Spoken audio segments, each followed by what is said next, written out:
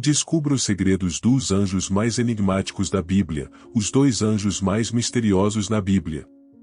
O que são esses seres e qual é o seu propósito divino? Junte-se a nós nessa jornada para desvendar os mistérios do trono de Deus e compreender a grandiosidade número 1 Zoopharim. Zoopharnim podem ser os anjos mais estranhos na Bíblia. Ufanim é a antiga palavra hebraica para rodas.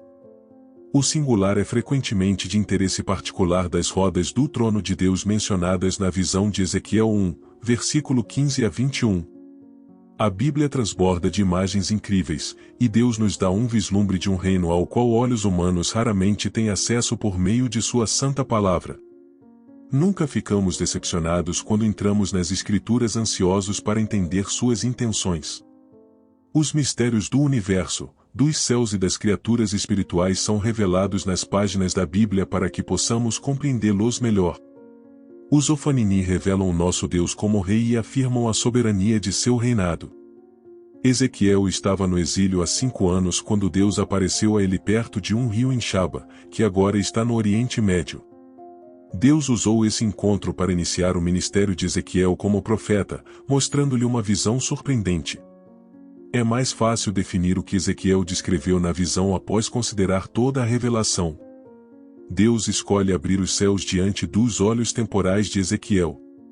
Ele testemunha uma nuvem ameaçadora de relâmpagos e chamas vindo da direção do norte. Dentro da nuvem, 4 seres iluminados, embora pareçam humanos, não são humanos de forma alguma. Cada um possui 4 faces diferentes, um rosto humano, um rosto de leão, um rosto de boi e um rosto de águia. O profeta não registra essas criaturas pelo nome em Ezequiel 1, onde o relato de sua visão começa, mas no capítulo 10, eles são identificados como querubins de Ezequiel 1, versículo 15 a 21. Quando ele olhava para os seres viventes, havia uma roda na terra ao lado deles, uma para cada uma das 4 faces. A aparência das rodas e sua obra era como o brilho de crisólita, e as 4 tinham a mesma forma. Suas rodas estavam cheias de olhos ao redor das 4. O que Ezequiel viu ou descreveu nesse trecho é difícil de visualizar em sua totalidade. Presumivelmente, é uma imagem de um magnífico carro com 4 rodas, que é o trono de Deus. Não apenas pelos próprios seres viventes, mas também pelo trono em que Deus se assenta. A sensação parece ser que as rodas e seus mecanismos poderiam se mover em qualquer direção, mas não havia sentido de caos ou desordem em seus movimentos. Um comentarista popular da Bíblia afirmou sobre isso: como uma esfera, elas poderiam se mover em qualquer direção sem qualquer mecanismo de direção. Quanto aos seus aros, eram tão altos que causavam espanto, e suas rodas estavam cheias de olhos ao redor das 4. Quando os seres viventes se moviam, as rodas ao lado deles também se moviam. Quando os seres viventes se elevavam da terra, as rodas também se elevavam para onde quer que o espírito fosse, elas iam. As rodas se dirigiam também, seguindo o espírito, pois o espírito dos seres viventes estava nelas. Os Zoophanim também são mencionados de forma semelhante em Ezequiel 10, versículo 9 a 13. Descreve olhos em referência às rodas, e aqui aprendemos que os próprios querubins estavam cheios de olhos ao redor.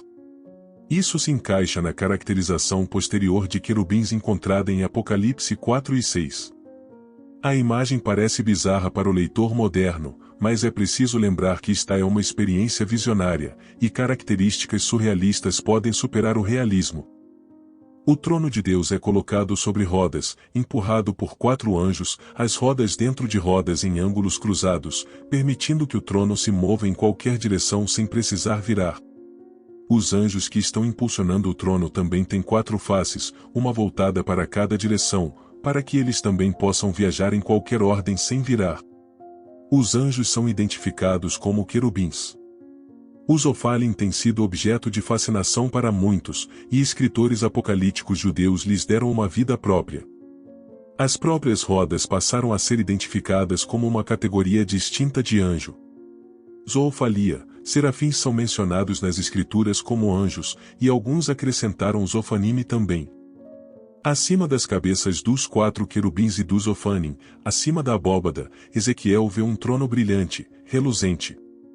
Bem acima do trono, ele vê o que é descrito como a aparência da semelhança da glória do Senhor. Ezequiel imediatamente cai com o rosto em terra após ter seus olhos abertos para a majestade do esplendor de Deus. Então, ele ouve a voz retumbante do Todo-Poderoso instruindo em sua missão de trazer o castigo de Deus sobre Israel por sua desobediência. Porque alguns se referem aos ofanins como anjos na Bíblia como criaturas angelicais, mas escritores judeus apócrifos os classificaram como uma classe de anjo e os listaram em sua hierarquia de anjos, juntamente com serafins e querubins. Isso se deve à semelhança com a vida dos ofanins, seu poder sobrenatural e sua proximidade com o trono de Deus, sem mencionar a multiplicidade de olhos. Se os ofanins são de fato seres angelicais ou apenas um mecanismo divinamente alimentado de transporte multidimensional, não importa. O que importa é a função dos ofanins em exibir a glória de Deus a Ezequiel e a todos os outros crentes que um dia leriam seu relato e ganhariam uma visão renovada do reinado de Deus.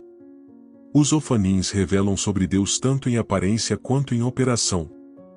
Os ofanins que apareceram na visão de Ezequiel demonstram o domínio absoluto de Deus sobre todo o cosmos, as rodas movendo-se o tempo todo, à medida que o Espírito do Senhor guia os querubins, Ezequiel 1, versículo 12. Esse mesmo Espírito habita nos ofanins. Quando as criaturas se moviam, as rodas também se moviam. Quando as criaturas ficavam paradas, as rodas também ficavam paradas. E quando as criaturas se levantavam do chão, as rodas se levantavam junto com elas, porque o espírito da criatura vivente estava nas rodas, Ezequiel 1, versículo 20. Essa unidade simbólica de submissão demonstra a autoridade suprema de Deus e seu direito de governar e reinar, sua onipotência, e os olhos que cobrem as rodas e os querubins são símbolos da onisciência de Deus. Ele é o todo-vidente, o todo-conhecedor. Por que é importante para os cristãos conhecerem o reino sobrenatural? A seguinte conversa que ocorre entre um jumento fiel e um profeta infiel não pode ser ignorada. Então o Senhor abriu os olhos de Balaão, e ele viu o anjo do Senhor em pé no caminho com a espada desembainhada. Então ele se curvou e caiu com o rosto em terra. O anjo do Senhor lhe perguntou: Por que você bateu no seu jumento estas 3 vezes? Eu vim aqui para me opor a você, porque seu caminho é imprudente. Diante de mim, o jumento me viu e se desviou de mim estas 3 vezes. Se ele não tivesse se desviado, certamente eu já teria te matado, mas teria poupado o jumento. Balaão disse ao anjo do Senhor: Pequei, não percebi que você estava parado no caminho para se opor a mim. Agora, se isso te desagrada, voltarei.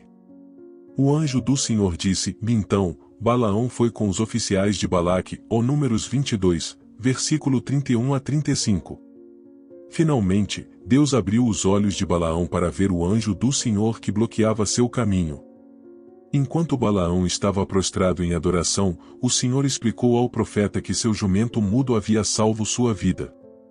O anjo do Senhor tinha capacidade e autoridade para trazer o julgamento de Deus contra Balaão e quase o fez. O jumento resgatou o profeta do julgamento. O anjo do Senhor tinha uma presença física e comunicava-se com Agar da mesma forma que 2 pessoas se comunicariam uma com a outra.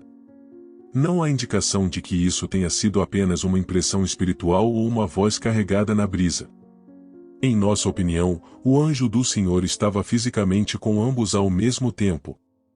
Esta é a primeira vez que o anjo do Senhor é mencionado nas Sagradas Escrituras.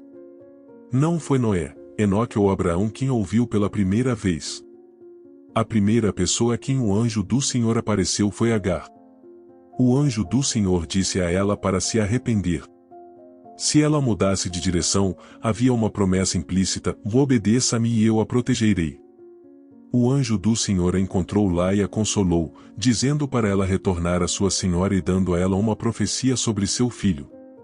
No Novo Testamento, os anjos são mencionados inúmeras vezes, mas o anjo do Senhor não aparece após o nascimento de Cristo.